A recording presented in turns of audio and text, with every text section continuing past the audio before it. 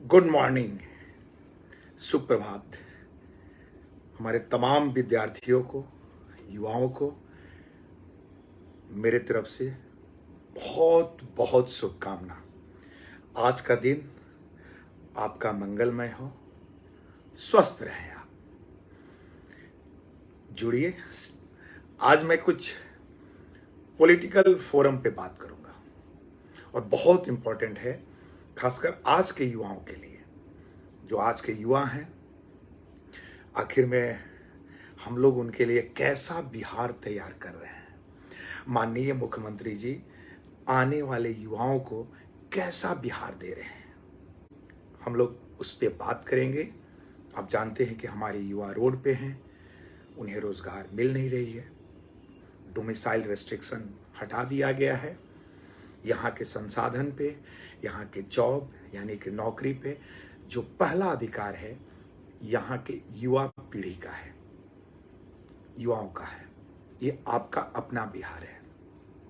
हमें यहाँ से बाहर नहीं जाना है। देखिए, मैंने भी जॉब इनिशियली कोटा में किया था, लेकिन एक साल दो तीन साल करने के बाद मुझे लगा कि नहीं, अपना बिहार बिहारी होने का गौरव है। जो गौरव होता है, मैं बिहार में आया, मुझे कोटा बांध नहीं पाया। मेरा भी नाम उस पलायन युवाओं में, जो यहाँ से चले गए युवा, उसमें मेरा नाम दर्ज नहीं हुआ। मैं अपने बिहार में लौट के आया और यहीं पे मैंने देखिए कोचिंग और पढ़ाना स्टार्ट किया। आज हर घर में युवा जो है ना, हर गांव में मेरा पढ़ाया हुआ एक युवा जरूर मिलेगा।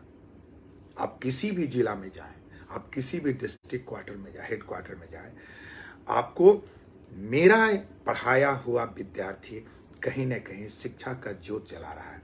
वो भी मेरी तरह ट्यूशन या कोचिंग में पढ़ा रहा है, कोचिंग खोला हुआ है, और तो और खुद भी स्वरोजगार और दूसरों को भी रोजगार दिया है। इसलिए मैं युवा को कहता हूं, आप बाहर मत जाइए, हमें मिलके अपने बिहार को बनाना है। अपना बिहार, प्यारा बिहार, अपना घर, अपने बिहारी मिट्टी की सुगंध। आज जो मैं बात करूंगा कि देखिए, आप जानते हैं कि आत्मा अमर है, और आत्मा जो है वो, मैं कहता हूं कि चार्ज की तरह है। चार्ज जिस तरह it transferred from one body to the another body. Charge cannot exist without mass. तो मतलब आत्मा अमर है। आत्मा जो है वो H+ की तरह है, प्रोटॉन की तरह है। प्रोटॉन जो है एक सब्सटेंस से दूसरे सब्सटेंस में अटैच हो, एक से रिलीज होता है, दूसरे के साथ अटैच होता है, ट्रांसफर्ड होता है। It can't exist in the free state. H+ proton कभी फ्री स्टेट में एग्जिस्ट नहीं करता है। It transferred from one body to the another body. उसी तरह आत्मा है। आत्मा एक शरीर से दूसरे शरीर में चला जाता है। मैं ये कहना चाहता हूं कि राजनीतिक आत्मा, और मैं कहूंगा राजनीतिक आत्मा नहीं, राजनीतिक भटकता हुआ आत्मा, ये जानते हैं कौन है? राजनीतिक भटकता हुआ आत्मा यदि कोई है तो वह है अपने माननीय समय। पूरी राजनीतिक इनकी यात्रा को आप देखें, शुरुआत के दिनों से, मैं कह रहा हूं कि आज नहीं, मतलब शुरुआत के दिनों से यदि हम लोग इनकी राजनीतिक यात्रा को देखें तो आप क्या पाओगे? आप यही पाओगे कि ये कभी भी स्थिर नहीं रहे। पॉलिटिकल मतलब ये स्टैटिक नहीं रहे, न तो इनका सिद्धांत, न ये कभी भी स्टैटिक ये नहीं रहे।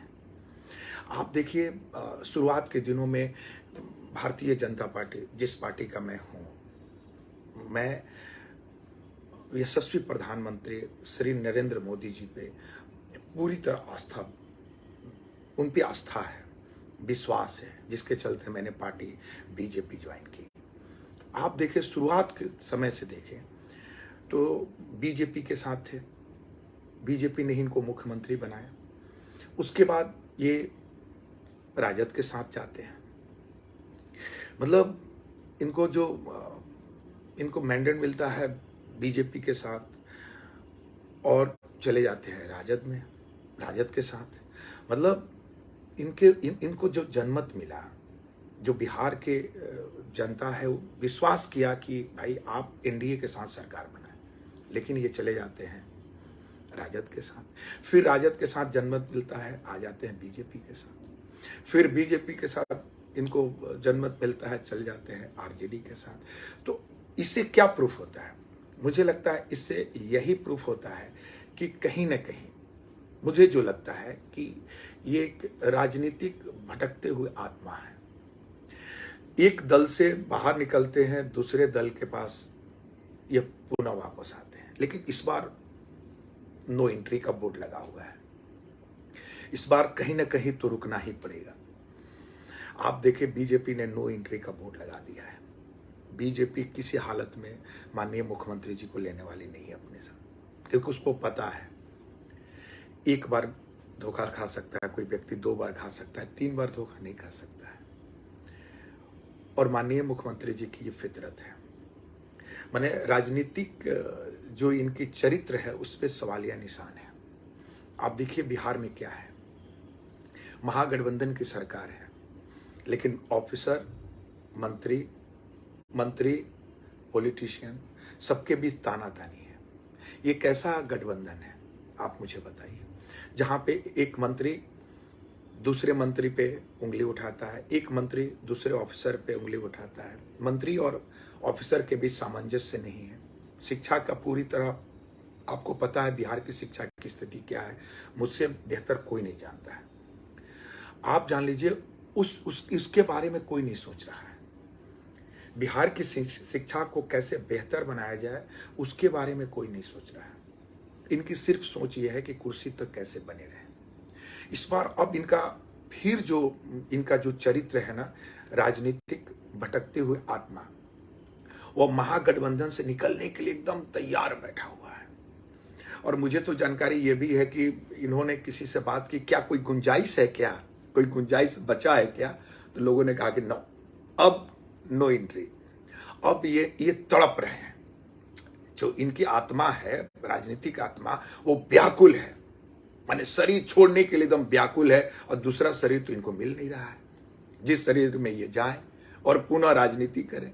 अब क्या हो गया है कि अब भैंसा की लड़ाई इनके अंदर ही है। बताइए, कल एक राजद के जो नेता हैं, जेडीयू के सोकल्ड बड़े नेता जो भुंजा पार्टी के सदस्य हैं, उनको क्या नहीं बोला है।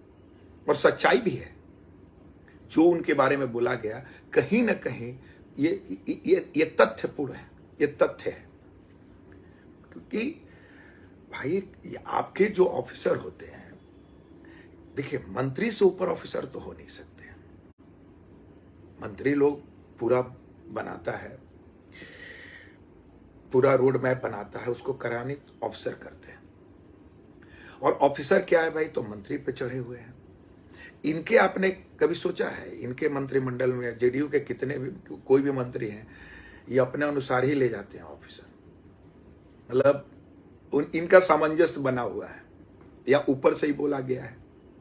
लेकिन प्रॉब्लम होता है राजद के मंत्री में प्रॉब्लम। देखिए सुधाकर सिंह में प्रॉब्लम हुआ, आप देखते जाइए, तुरंत हटा दिया गया, बेचारे इस्तीफा दे दिए। अभी लोग डॉक्टर चंद्रशेखर पे पड़े हुए हैं। शिक्षा मंत्री के रूप में वो अच्छे कहीं से भी नहीं है, लेकिन देखिए जेडीयू उन पे पड़ा हुआ है। मेरे कहने का तात्पर्य ये है कि देखिए आज जो महागठबंधन की सरकार है, इसको विकास से कहीं दूर दूर तक कहीं कोई रिश्ता नहीं है। ये लोग विकास करना ही नहीं चाहते। ये एक एजेंडा के साथ आए हैं।